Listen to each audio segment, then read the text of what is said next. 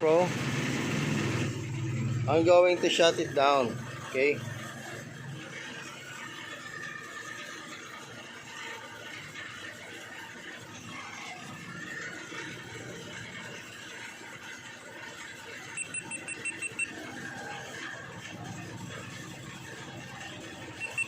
You see, itself is turning on itself. Okay. Oh, see, it's turning on itself. What should I do now? Okay, I'm going to turn it off again. So powering off, and see, it's turning it off itself. Okay.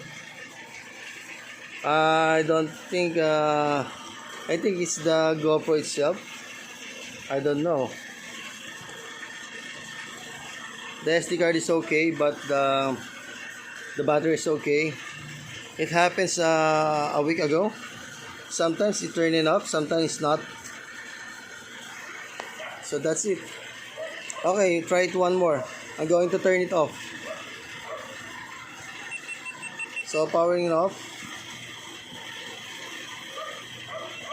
and then turning it off. What the fuck? Help you this GoPro support, okay?